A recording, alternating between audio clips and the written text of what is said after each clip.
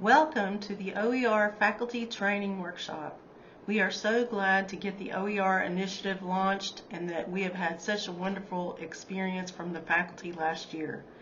Our hope is that you will spread the word to more faculty in your area. This training will include information about what OERs are, the benefits, where you can find materials for your class, an explanation of open licenses, and examples of OER and other no-cost options. Our intentions are to present this initial workshop to you for general information, then we will schedule individual meetings with each of you so that we can work with you one-on-one and help you get your materials and classes set up.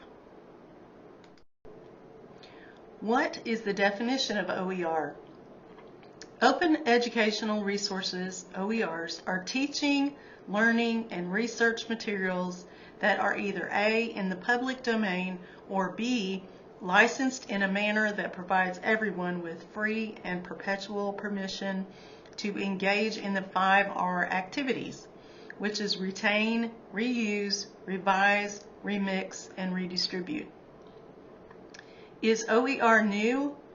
No, OERs originated from developments in open and distance learning, and in 1998, David Wiley coined the term open content.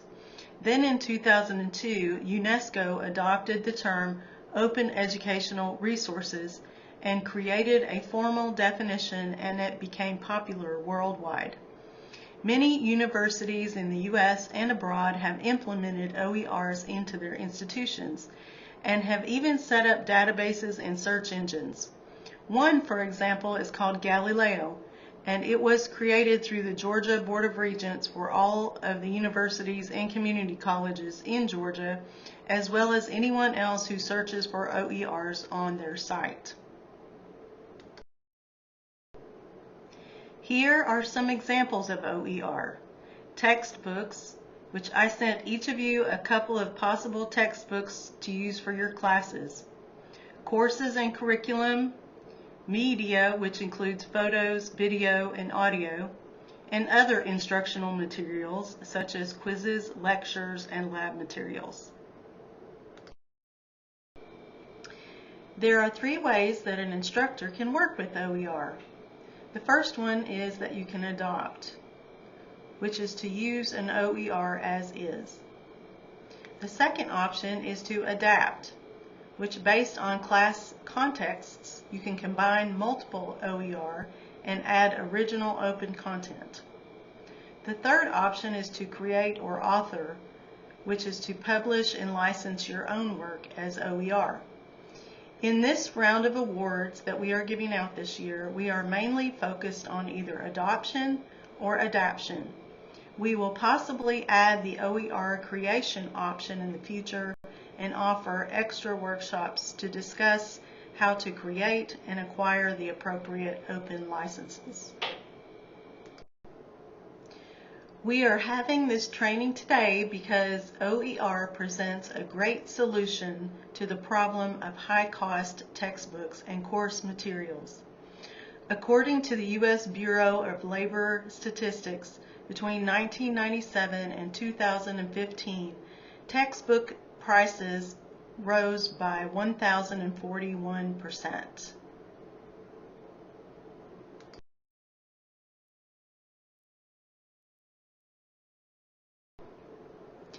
How do textbook costs impact students?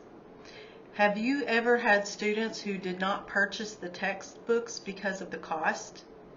You can see by these figures that this impact directly affects students' success and retention.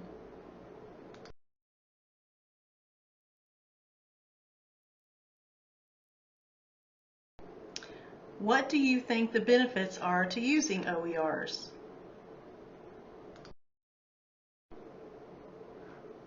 First of all, we have the student benefits, which the first one is an average savings of $119.18 per course. The second one is easy access before, during, and after the course. Students are less likely to drop or avoid courses, and they're more likely to take more courses. Additionally, students perform as well or better than students in courses with traditional materials. There are also faculty benefits as well as TTU benefits. The faculty benefits are, the first one is the ability to fully tailor content to your specific learning outcomes. The second one, academic freedom to modify, add, remove, and expand content. And the last one is that your students would have day one access, so you can begin your class immediately. You do not have to wait for students to buy their materials. The TTU benefits include increased enrollment and increased success and retention. Where can a person find OERs?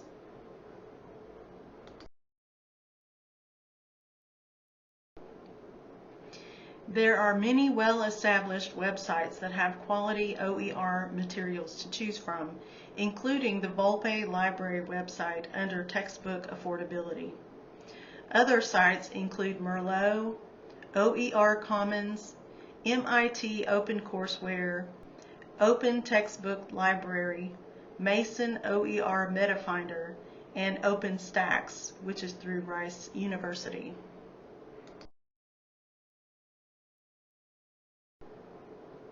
Here at TTU, Sharon Holderman has created a website to help you find the links you need. Just visit the Volpe Library page, then click on Textbook Affordability on the left browser, then Finding OERs. After clicking on these links, you may need to do a search for keywords to find materials that you want. What are open licenses? There are 6 of them in total, and they all comprise a combination of these 4 elements, each of which indicates the rights that the creators of those materials wish to reserve. The first element, attribution, is present on every license. Essentially, this means when you use OER, you'll credit the creator of that material. Plain and simple. Creators of CC licensed material receive credit for their work no differently than creators of traditionally copyrighted materials. The second symbol means no derivatives, or ND, indicates cases where the creator says that reusers must share the work as is without adapting that work. The third symbol means share alike, or SA, which means that any adaptations based on the work must be licensed under the same license of the original work. This means that if you do a remix, a CC BY-SA work with other material, you need to license your adaptation under an SA license as well. The fourth and final symbol means non-commercial, or NC, which means you can only use the work if your purpose is non-commercial. For us in the educational sphere, our purposes are almost always non-commercial. That said, there is debate as to whether materials under this non-commercial license actually count as open. These are the most common configurations of the license elements, from the least restrictive to the most restrictive. Once you find content you would like to adopt or adapt, you will need to look at the copyright of the document that will show you how you can use it. Many OERs use Creative Commons licenses that tell the user exactly how he or she is allowed to use it. You may also want to use these if you decide to create your own OER. If you do not assign a CC license on content you create, then users will have to contact you to get permission on using the work. Here is an example of what you would see online. This open textbook comes from OpenStax.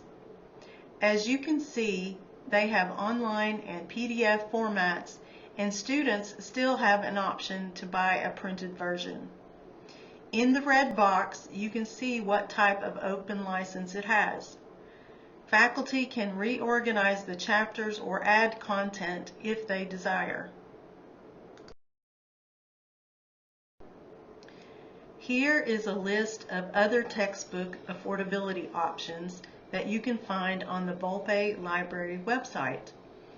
The main condition that we have put on the award winners is that the materials they choose would cost the students $0.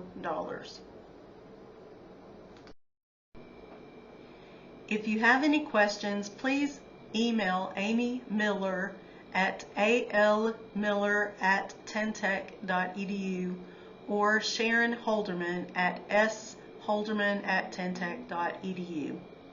Thank you for joining us, and we look forward to working with you on this project.